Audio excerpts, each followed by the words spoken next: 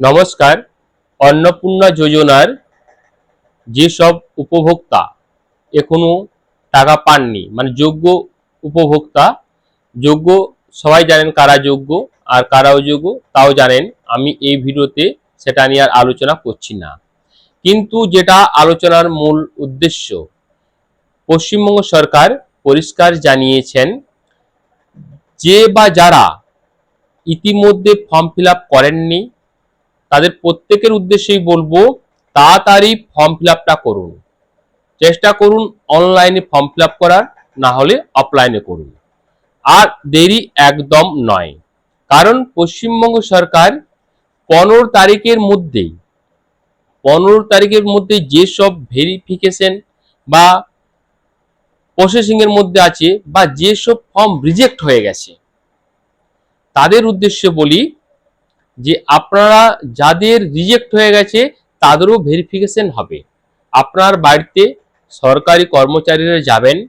মূলত যেটা জানা যাচ্ছে, যাদের রিজেক্ট হয়েছে তাদের মূল কারণটা ভোটার কার্ড কিংবা আধার কার্ডে সমস্যা আছে। ধরুন, যে ভদ্রমহিলা অন্নপূর্ণা যোজনা ফর্ম ফিল আপ করেছেন অথচ ফর্মটি রিজেক্ট হয়েছে, তার মূল সমস্যাটি যেটি আসছে যে আধার কার্ড বা ভোটার কার্ডের স্পেলিং মিস্টেক বা বানানের ভুল আছে বা কোনো রকম কন্ডিশন, এইভাবে বেশিরভাগগুলো রিজেক্ট হয়েছে। আর যেগুলো প্রসেসিং বা ভেরিফিকেশনের মধ্যে আছে আশা করি সবকটাই পাস করে যাবে। আর 15 তারিখের মধ্যে এই ঝাড়াই বাছাই প্রক্রিয়াটা সম্পূর্ণ করে নিতে চাইছেন পশ্চিমবঙ্গ সরকার। এবং এটা পরিষ্কার, যারা বাকি আছেন, যারা ফর্ম ফিল আপ করেছিলেন তাদের মধ্যে প্রায় 27.5 লক্ষ ফর্ম কিন্তু রিজেক্ট হয়েছে। প্রায় 27.5 লক্ষ ফর্ম রিজেক্ট হয়েছে। ফর্ম রিজেক্টের মূল কারণটা কি বললাম?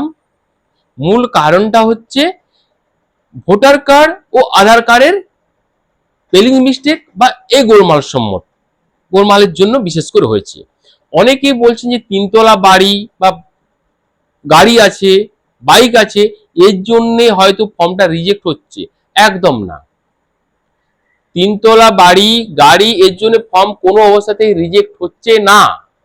কারণ গভর্নমেন্ট কোনো জায়গায় একবারও বলেননি যে কারো 3 তলা বাড়ি আছে বা 3 কামরার বাড়ি আছে বা গাড়ি আছে এই জন্য ফর্ম বা অন্নপূর্ণা যোজনা তিনি পাবেন না।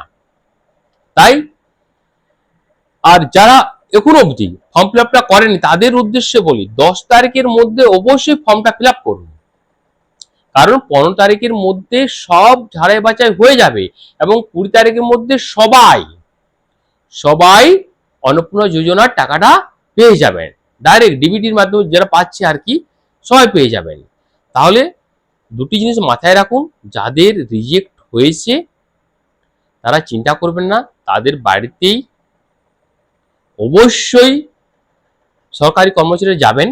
বা আপনি যদি এটা মনে করেন যে ফের অনলাইনে গিয়ে ফের ফর্মটা ফিল আপ করবো, সেটাও করতে পারেন, তাতে কোনো অসুবিধা হবে না।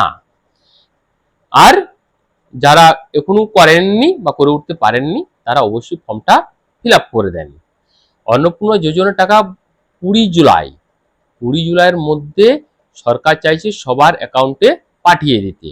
তাই আপনারা আর দেরি না করে যারা যারা যোগ্য বলতে নিশ্চয়ই জানেন, ভারতীয় নাগরিক স্কিমটা মহিলাদের জন্য।